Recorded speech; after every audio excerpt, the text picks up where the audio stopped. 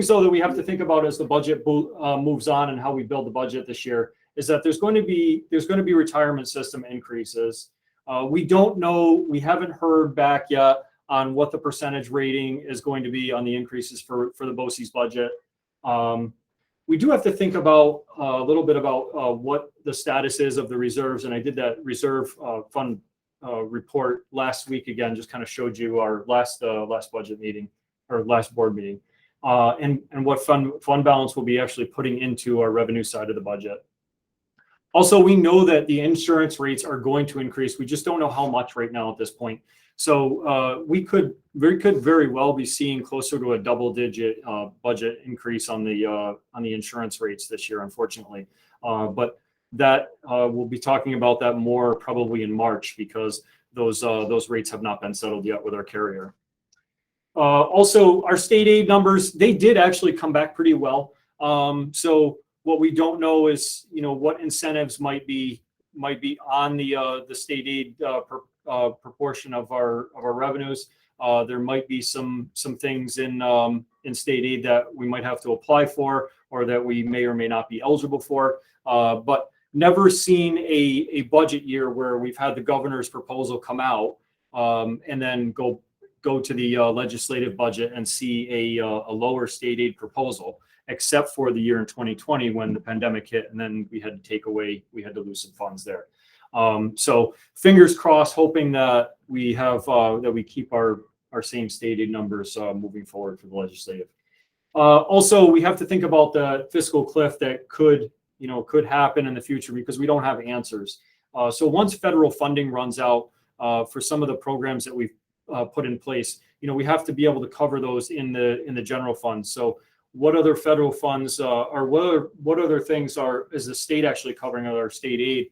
How that's going to create a fiscal cliff. So we have to kind of plan ahead for that and just kind of think when we budget that that does have potential for occurring. What we do know is most of our staffing contracts, we can see that most of our staffing contracts are probably going to increase somewhere between 3% and 4% over the next few years, just overall on the general budget. And then, of course, we're going to see some economy-based increases. You're going to see supply costs and contractual items really go up. Fuel costs, costs of supplies, even for the classroom, are going to increase a little bit more than we've seen over the past few years. So we kind of got to plan for that as well.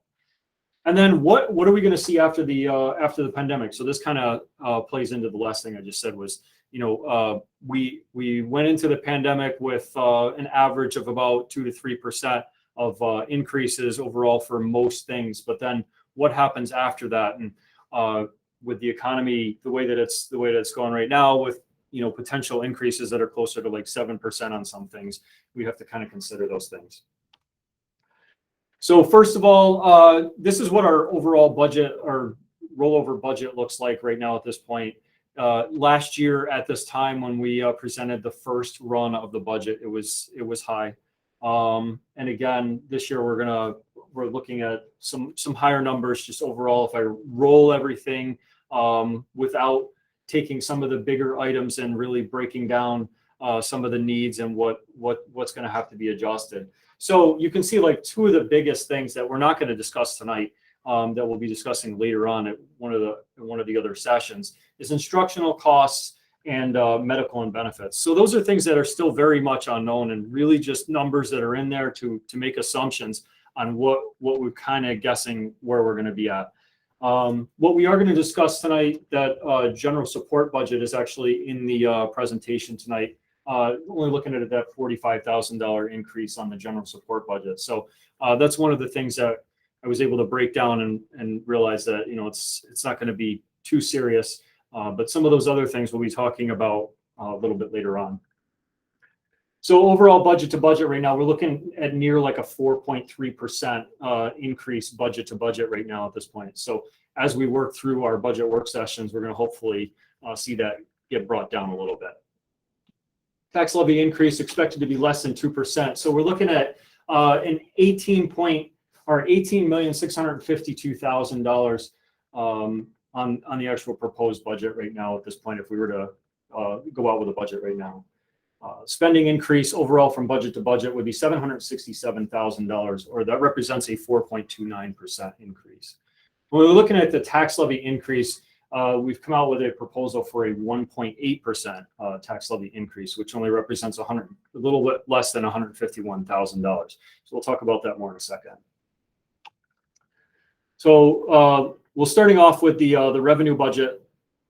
A couple of the biggest things that you'll see in the budget for our revenues are the tax levy and state aid. So tax levy history, you can see we've done a very good job with our district in staying below that 2% cap.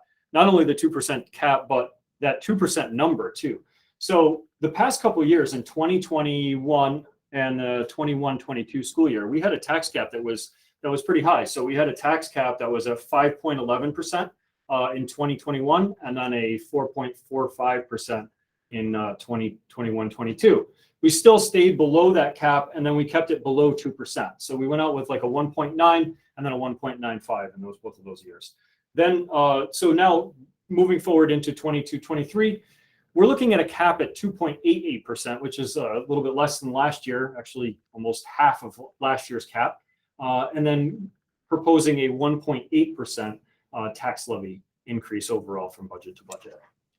So just to kind of piggyback on what Jeff's talking about, it's much more advisable to have slow, steady tax increases than sharp up and down tax increases, and then zero budgets one year, and then go up to the cap the next year to try to make up for it. So if you slowly and steadily just increase, it gives people the opportunity to plan for what that budget might do.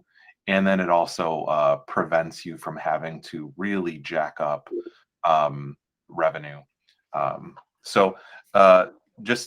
think that you can expect to probably see like a 1 to 2% tax levy increase, for as long as we can feasibly do it, because we think that that's the most responsible thing to do for people in the district. I will say, before Jeff goes on, that there will be districts this year who will want to go out at zero, okay? And it's very tempting in years when, the state aid is very good because it's an election year. And also we know we have some stimulus funds. And so some districts are going to say, well, this is the year that we give people a zero budget. And what I would say is that it is very unlikely that we're going to see 3% aid increases into the future. It's much more likely that our aid will be flat, and we won't see those increases, and our salaries will continue to go up. And the only way that we have to make that up, if we don't get those additional state aid revenue, is through taxing. And sometimes we're limited by the cap to actually make up that money. So we could be in a real tough shape if we don't continue to take advantage of these slow, steady increases. So that's all I have to say about that. All right, so you can see our draft tax levy represents it's $8,536,811. So that would be what our revenue is coming in from the tax levy overall if we were to go out with a 1.8%. And just a look at what this would actually mean for the taxpayers. So just kind of a visual, like if you have a $300,000 house or an assessed value at $300,000, you can expect an annual tax levy increase for the 22-23 school year to be about a little less than $100. So overall, that's kind of what it looks like for a house that assessed, at those values. So I got a $100,000, a $200,000, and a $300,000 assessed house right there in this chart. This is only for estimation. So what I did was I took numbers from our 21-22 taxes and kind of threw some numbers at a spreadsheet. And this is kind of where we're at for an estimate. And it's pretty close to where we were last year too when we estimated those numbers. So and then for a $200,000 house, you're about $65 overall for the following year. And then for a $100,000 house, looking at about $33. And this is based on that 1.8% increase. So the governor's run, I'm showing a little bit different governor's run compared to, or a little bit different state aid run compared to what the actual governor's run was. The governor's run showed a little bit more of a 6%, closer to a 6% increase overall from on our state aid, but also showed a lesser amount of the 21-22 school year of what we actually had budgeted. So what I'm showing to you tonight in the 21-22 column is actually what we budgeted for this current year, what's actually existing. The governor's run actually showed about $79,000 less than what we had actually budgeted for last year at this time. So the governor's run showed an increase overall for foundation aid at 3%. That was a total dollar amount of about $151,053. So then there were some other categories that went up pretty well, and BOCES and special services. So we use BOCES for a lot, as much as we possibly can. And now you can see the reward here. So as we use BOCES to make purchases for all sorts of things for our district, we get that back in aid for the following year. So it helps us to balance out some of those larger expenses as we move forward.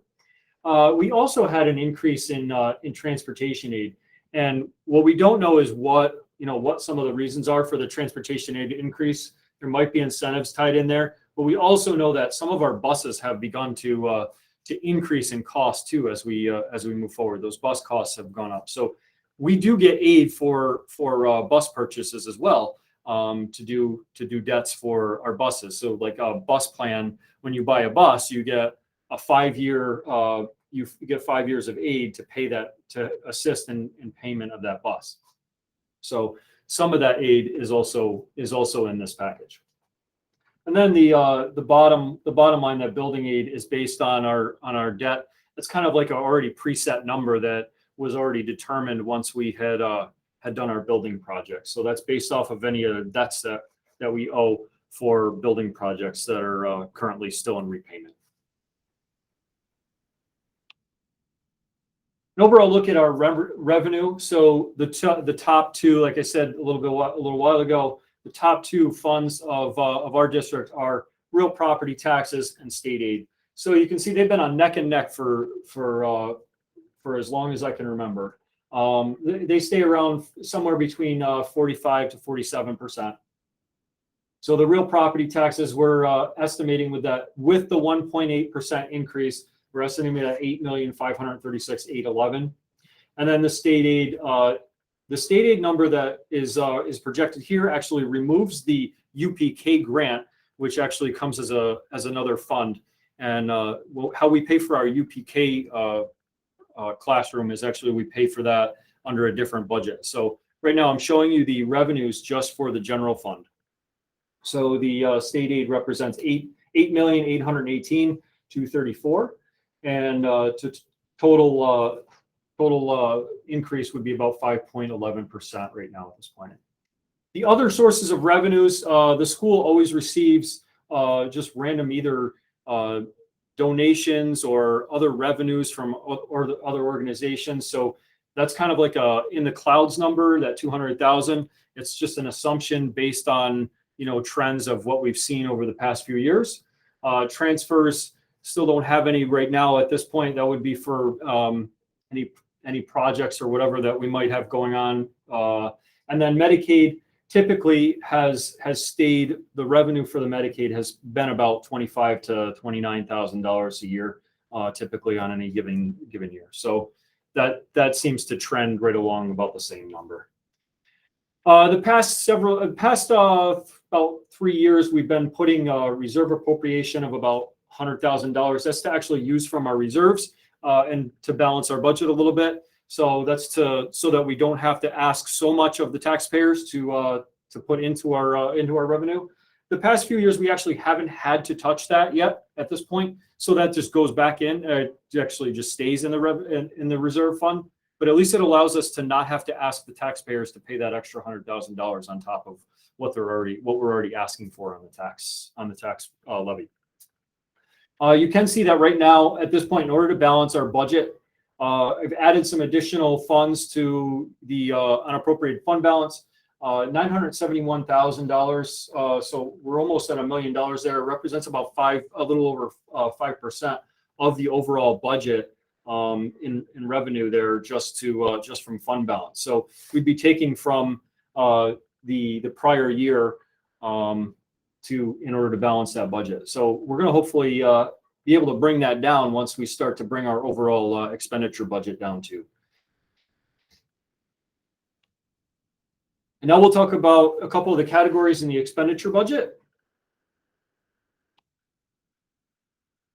So the general support budget, which consists of a lot of managerial portions of the of how we function in the district. So you have Board of Education lines, district clerk, the superintendent, business official, and then all of the business office functions, including legal and personnel costs, records, and data processing. And then there's also some BOCES administrative charges. So the services that we receive from BOCES are also included in there as well.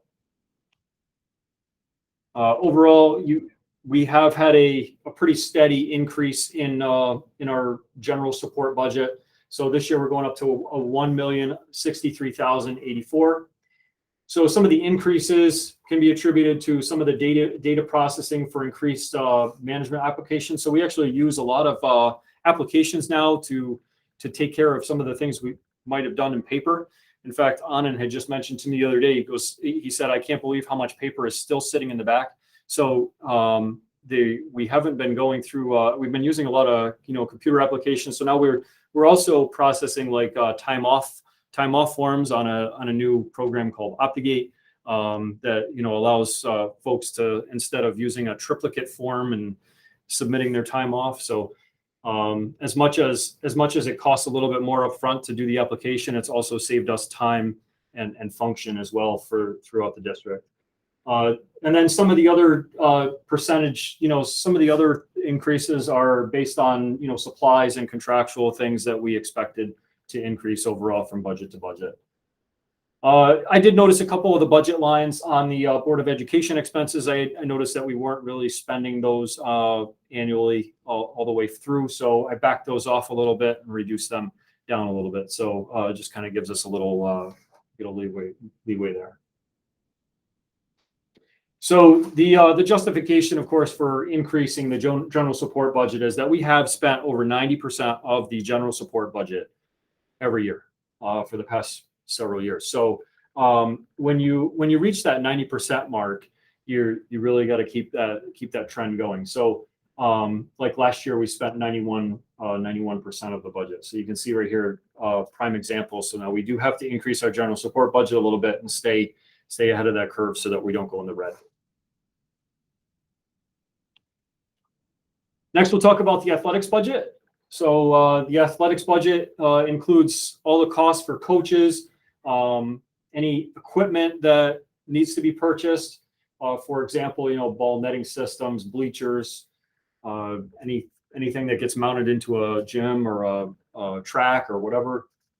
Contractual expenses would be competition. So whenever a group of kids maybe goes to one of the other districts to go to competitions, sometimes they have admission fees, rentals or whatever. We had we had a game at a turf field not too long ago in the fall. So that sort of thing comes out of that budget line.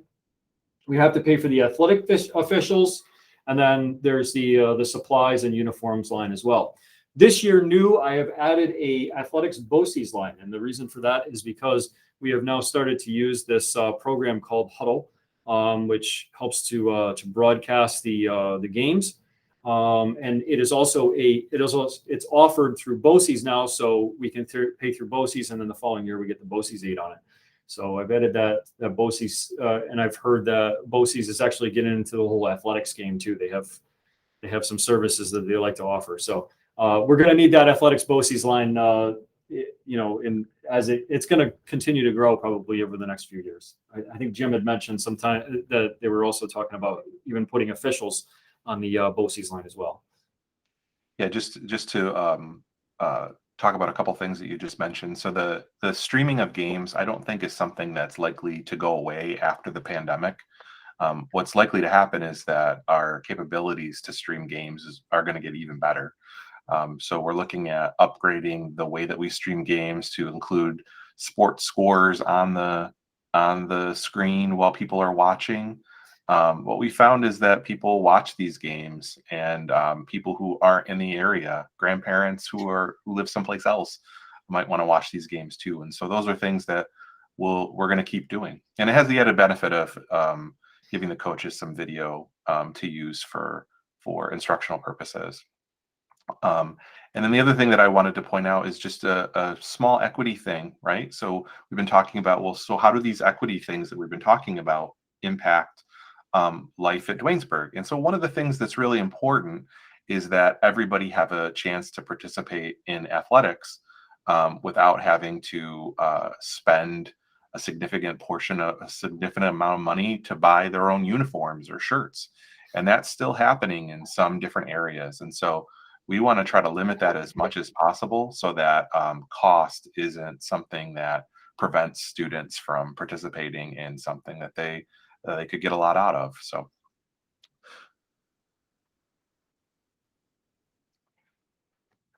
So looking forward to next year, I'm actually looking at a flat budget increase for athletics. So we're looking at keeping that budget the same as the 21-22 school year. The reason why is because I can't find any justification for increasing it, looking at our past trends at less than 90%. And I'll show you in the next slide. So I did meet with Katie, our new AD. She does have some really great ideas to come up with some new programs and new ways that she wants to do things with the athletics. But I think there's room actually in that budget to do some of those things. And unless I see something that comes up, I mean, I would of course let you know. But at this point, we're looking at a 0% increase for the athletics budget.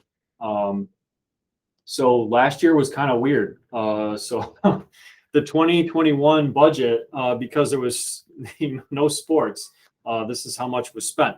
It was pretty low.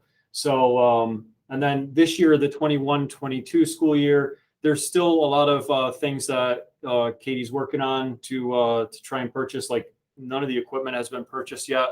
So that's one of those things that's going to increase that line a little bit, that expenditure budget for the 21-22 school year. So we'll continue to watch that trend as the next month goes on, and we'll make sure to watch that. But overall, for the past 17, 18, 18, 19, and 19, 20, we only spent about a little over 70% of the budget. So this is one of those lines, those budget lines, that was actually the last time that it was normal was 18, 19. So the seniors were in 9th grade at that time. So to try and assess some of the trends for athletics and also like extracurricular, which we'll talk about next, it's been like jumping over a big pothole to try and figure out where that data trends. So next we are talking about extracurricular. This is like a one-liner of the budget.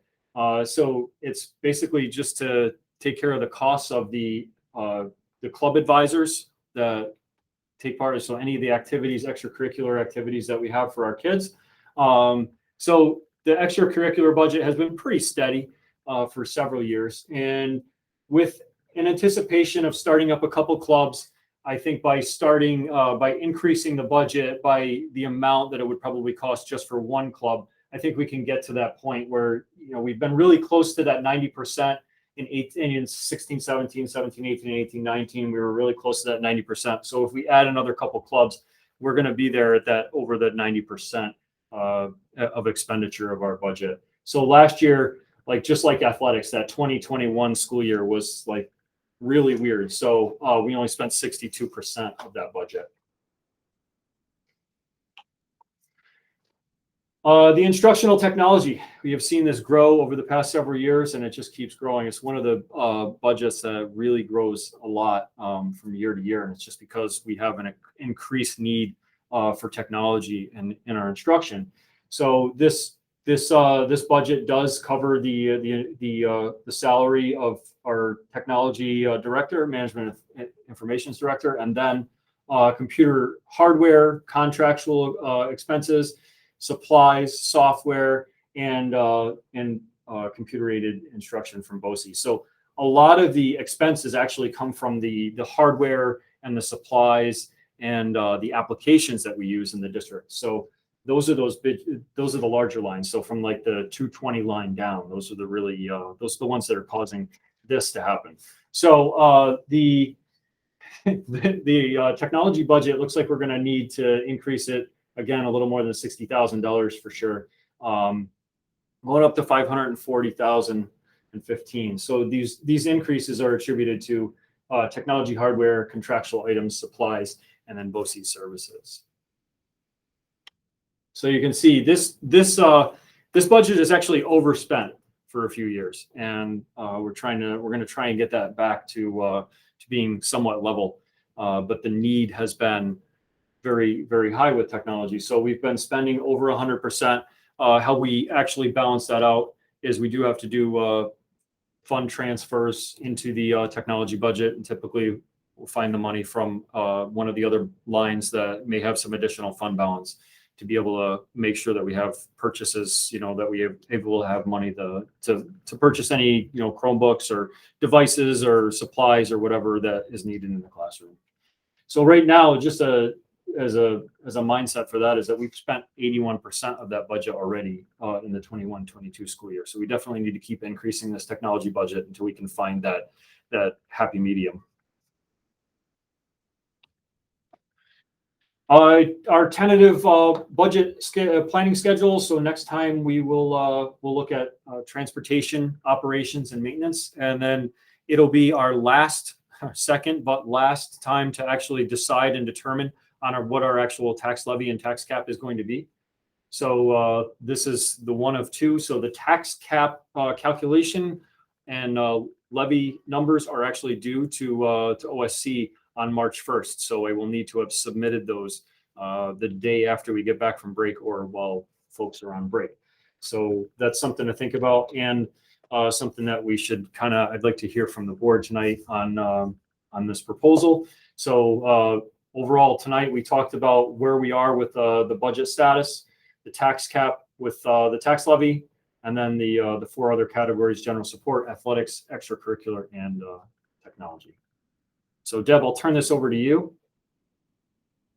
Yeah, thank you very much, Jeff. As always, a lot of good information and very detailed. I appreciate it. My comments with regard to the tax cap and tax levy, I tend to agree with the predictability being a nice factor for the community.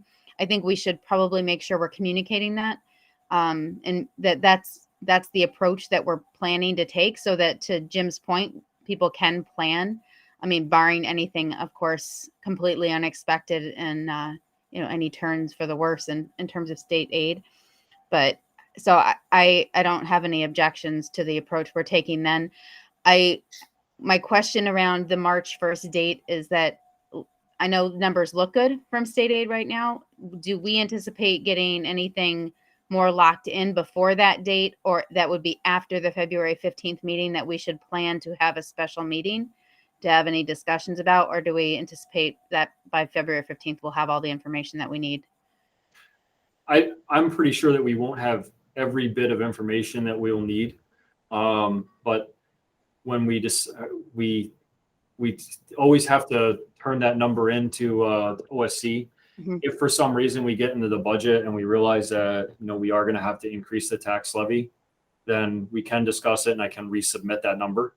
Okay. It's just that our first initial estimate for the tax cap has to be submitted by March 1st to be in compliance. So okay. I think there is a window that I've seen before, like where you can actually go in and make an adjustment and report that you needed to make something, because state aid numbers won't be decided until after that March 1st deadline. That's what I was afraid of. But I would say that history shows you're pretty accurate in your forecasts, Jeff. So I don't anticipate we're going to see anything completely. But you know what? Stranger things have happened. Right. The other question I had was regarding the technology budget. I'm actually pleased to see it going up. I think that's an area that we should continue to focus in as a district. I mean, moving between that and the stacks of paper, unused paper, and I think that's a pretty good story that tells on the direction that we're going. The Chromebooks that we're using right now, and I know every child is assigned one. What's the lifespan that we're seeing on those? So I think that we're planning on like a 4-year cycle of that. Is that right, Jeff? It was like, Yeah, I think it's anywhere from 3 to 4 because there's also like the Chrome licenses expire at some point too. mhm. And what we are finding though is that not all Chromebooks are made equally, and so some of them are probably going to need to be replaced sooner than others. And we do have warranties on those things too. So a lot of the incidental damage that happens from kids using things are things that are covered. So just so that the board's aware that there's not like tons of bills going out to families. Really, the only time that anybody would ever get a bill is if something's intentionally damaged. And I know that some parents were hesitant to even take one because they knew that their kids were clumsy and they felt like their kids would almost certainly wreck the thing. So they said, we'd rather not have it because they're going to wreck it. And so we said, no, you get that. And so what we're really looking for is like, you know, intentional vandalism is what we're trying to prevent.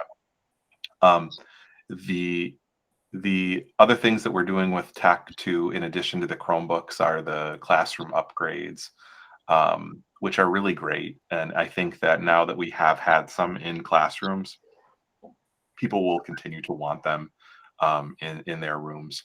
And those are also good long-term investments too, because I think that those, you know, the bulbs for projectors are very expensive. And these TV screens that we're getting now don't require you to swap out bulbs. And they have a really good lifespan. So hopefully those things hold their utility for a while, but we'll have a nice cycle in place so that we can replace them as needed. Thank you for that. Yeah, I think again, one of the positives that comes out of the pandemic is that shift that kind of forced our hand into that. But the kids' accessibility to their school assignments after school, I can't tell you, back in the days when my olders were youngers and the agenda book was mysteriously missing and we didn't know where things were, right? It's very nice. And I think it gives a little more transparency to parents who want to engage, but also to the kids, you know, find that's they're much more tech savvy than I ever would have been at their age, and they can find their way and navigate. So I applaud the teachers. I know that some love it and probably others don't love it. We'll just say that, but everybody's on board, and I think that's important. So it's good. So, thank you for the detail on that tech budget. Any other board? Oh, go ahead. And know that here's another example of highlighting how we're trying to be equitable in our distribution of these things. So there were kids before that had laptops at home, but there were certainly many of our students before who did not. And there were also several of our students who didn't have access to the internet at home, who now have access to the internet because the school's continuing to provide them with hotspots. So at least they can have the same resources that their peers have. So yet another thing that we're talking about when we're talking about being equitable. Thank you. Other comments or questions from board members? Is there a general head nod for in terms of the directional of the tax cap, tax levy? Just Yeah, so I Jeff think has that feedback. Yep. I think that makes sense. The slow, continuous growth, because that's what all our costs are doing. That makes sense. Jeff, do you happen to know? I mean, you busted out the 3 separate like price ranges. Do you know what Dwaynesburg's roughly median household home value is? No, I don't. Yeah. I did try and look, and I could not find anything that would give me a solid number. I would love to know that answer too, but I couldn't figure it out. So I just kind of threw some examples up for you. Valid. Thank you. I'll give you another factual detail. Jeff, did you have the maybe I didn't see it. The historical, did we take out the historical passage rates of the different levies? Did we take that one out? Yes, we did. I don't have it in there. So just to share with the board, so we have noticed no different passing rate in years when the district has gone out at 0 than years when it's gone out at a higher rate. So another reason, the zeros aren't really winning any friends either. So just so that you're aware of that fact too. And then also what we would see too is, I think that there's a lot of misunderstanding about what the tax cap means, and a lot of hesitance to go over 2% at any time, regardless of where the tax cap is, because I think that there still exists this misunderstanding that the tax cap is 2%, when we know that the tax cap is different for all different districts, and it's almost never 2%. And so the important thing is that we always stay substantially below the tax cap, so it's never an issue. But I think that we would have a very challenging time if we ever did have to go to 2%.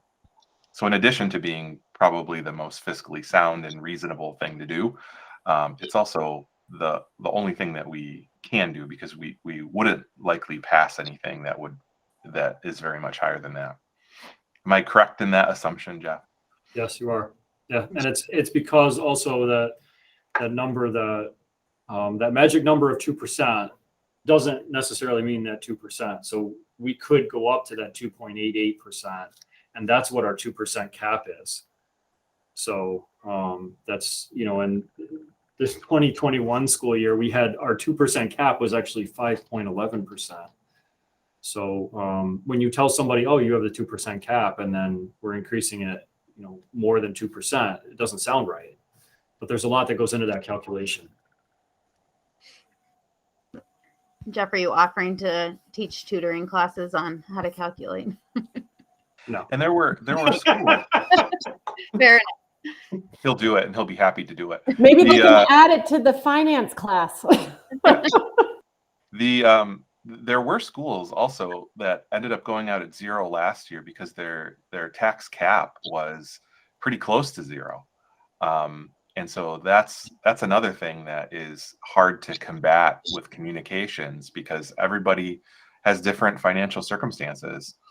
I mean, there have been occasions when districts have had negative caps. Is that right, Jeff? Or I'm making that up?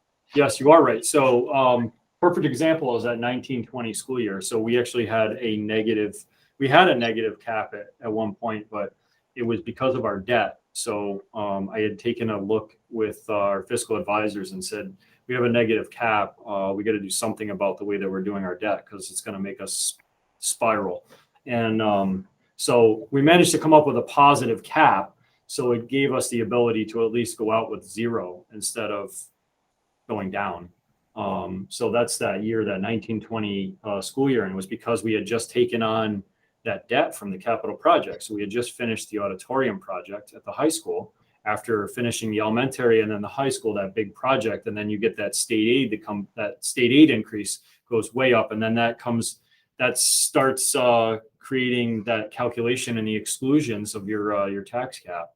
So you have expenses and then you have exclusions, and when you have one that imbalances the other, that's what you get. That 1920 school year, that's what it actually happened.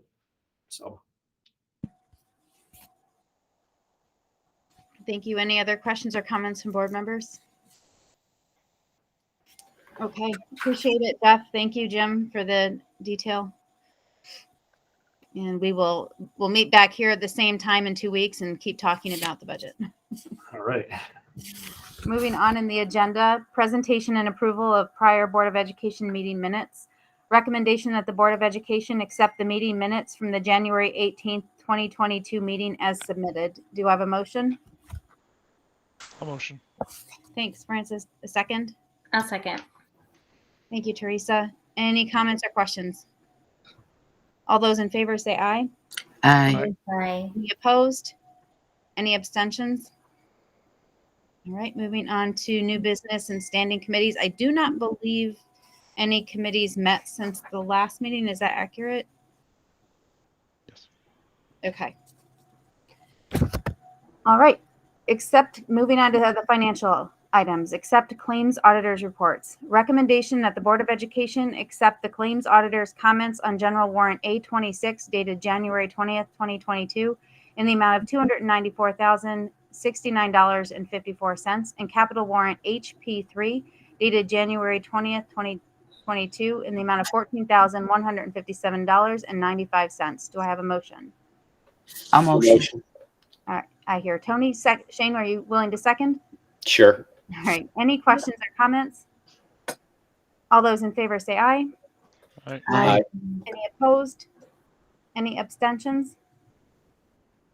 Next item, accept bid for wireless controller upgrade. Recommendation that the Duanesburg Board of Education award the bid for the wireless controller upgrade, software and services, etc., in the amount of $25,339.71 to Core BTS as recommended by the Assistant Superintendent of Management Services.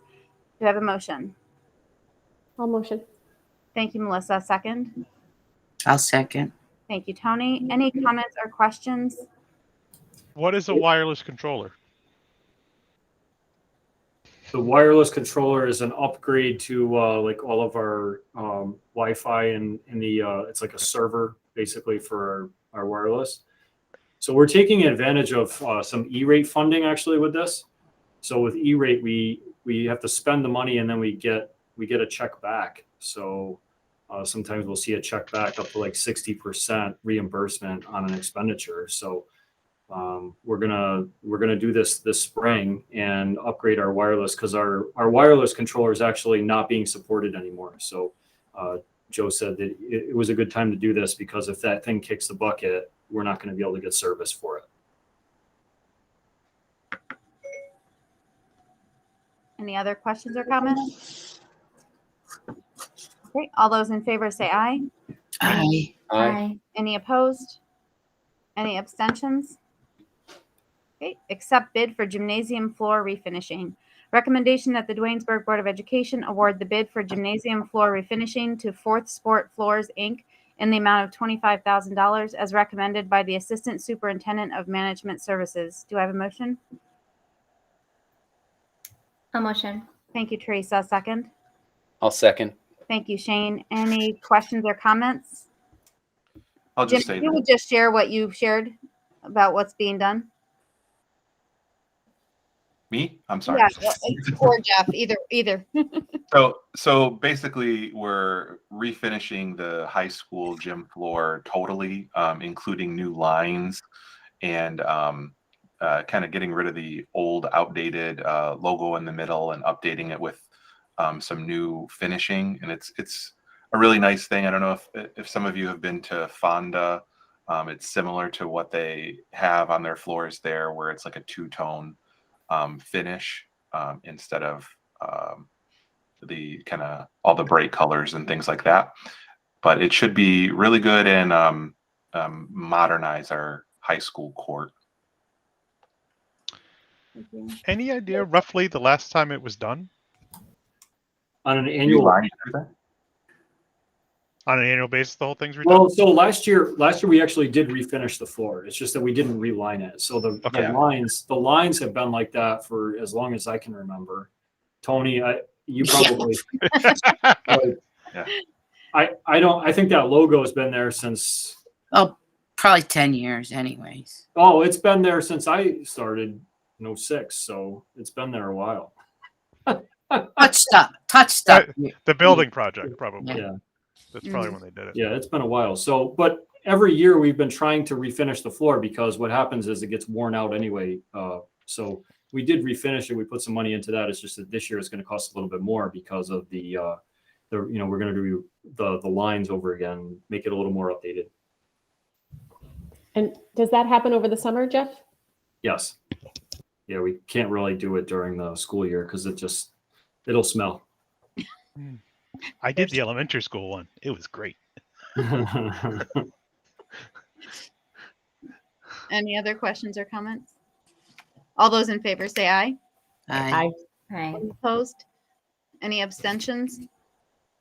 Okay, approve mid-year adult menu price increase. Recommendation that the Board of Education approve the mid-year price increase for the adult breakfast from $2.80 to $2.93 and lunch from $5.16 to $5.42, retroactive to January 14th, 2022, and as recommended by the Assistant Superintendent of Management Services. Do I have a motion? I'll motion. Thank you, Melissa. Second. I'll second. Thank you, Tony. Any comments or questions? This is occurring because of the fact that the reimbursement rates have actually gone up for the kids, so they have to balance it out with the adult rates. We don't set the adult rates. We don't, so we're told what those rates have got to be. So we had to increase them because of the reimbursement amounts for the kids. Thank you, Jeff. Any other questions or comments? All those in favor say aye. Aye. Any opposed? Any abstentions? Approve contract with South Colony Central School District. Recommendation that the Board of Education approve the contract for health and welfare services between South Colony School District and Dwaynesburg Central School District for September 8th, 2021 through June 24th, 2022, as recommended by the Assistant Superintendent of Management Services. This agreement shall not be binding on the parties until authorized and signed by each party's respective representatives. Do I have a motion? I'll motion. Thank you, Francis. A second. I'll second. Thank you, Shane. Any questions or comments? All those in favor say aye. Aye. Aye. Any opposed? Any abstentions? Next item, accept financial reports. Recommendation that the Board of Education accept the appropriation status, ECA, revenue status, and treasurer's reports ending December 31st, 2021, as provided by the treasurer and recommended by the Assistant Superintendent of Management Services. Do I have a motion? I'll motion. Thank you, Tony. I'll A second. Thank you, Teresa. Any questions or comments? All those in favor say aye. Aye. Aye. Any opposed? Any abstentions? Moving on to other, approve CSE minutes. Recommendation that the Board of Education accept the recommendation of the CSE meetings and their minutes from the January 14th, 18th, 19th, 20th, 24th, and 25th, 2022 meetings as submitted. Do I have a motion? I'll I'll motion. Shane, Tony, will you second? Yep. Thank you. Any comments or questions? All those in favor say aye. Aye. Aye. Any opposed? Any abstentions? Approved 2022-2023 school year calendar. Recommendation that the Board of Education approve the 2022-2023 school year calendar as recommended by the superintendent. Do I have a motion? I'll motion. Thank you, Melissa. A second. I'll second. Thank you, Francis. Questions or comments? Is there any way we can get Veterans Day moved from Friday so we don't have 3 Fridays off in a row in November? I gotta entertain my kids for 3 weeks. As long as I can get my my time off to align, then I'll be good. Sure. My comment is, are we already thinking about next school year? That's crazy, but indeed. Any other questions or comments? All those in favor say aye. Aye. Aye. Aye. Any opposed? Any abstentions? Okay, moving on to personnel items. Accept resignation for retirement, P. Hardenstein. Recommendation that the Board of Education accept the resignation for retirement of Penny Hardenstein, Assistant Administrator, effective February 1st, 2022. Do I have a motion? I'll motion. I got Teresa. Melissa, will you second? Sure. Thank you. Any comments or questions? We would just like to thank Penny for her service to Dwaynesburg Central School District and wish her well in her retirement. All those in favor say aye. Aye. Aye. Any opposed? Any abstentions? Approve appointment. Recommendation that the Board of Education approve the following substitute appointment as recommended by the superintendent. All appointments are employees at will, and the appointment at this time does not guarantee employment for the entire school term or year. And we have 2 BOCES screen substitutes, Carrie and Maria. Do I have a motion? A motion. Thank you, Tony. A second. I'll second. Thank you, Shane. Any comments or questions? All those in favor say aye. Aye. Aye. Aye. Any opposed? Any abstentions? Okay, we have 2 items on the board agenda for information. The amended policy 3430 that we reviewed at the last board meeting and approved as the amendment was suggested. Did everybody have a chance to look that over? It looks accurate. Okay, and the next is a BOE snapshot of services for DCS. And Jim, any comments or anything on that? Or Jeff either? I think it's always interesting to see the average amount that we get back on BOE services. That's an average amount, so we don't get the same amount back on every BOE service that we use, but definitely we benefit from shared services and shared purchasing. Yeah, absolutely. Applaud us for continuing to look for opportunities and look forward to seeing what they're doing in the sports arena in the future. All right. I would like the board to adjourn the meeting at 7:57 p.m. I need a motion. I'll motion. Thank you, Tony. Is there a second? I'll second. Thank you, Melissa. Any questions or comments? Have a good evening. All those in favor say aye. Aye. Aye. Aye. Any opposed? Any abstentions? Have a good evening, everyone. Thank you. Thanks Thank to all. you. Thank you. Thank you. Thank you. Take care.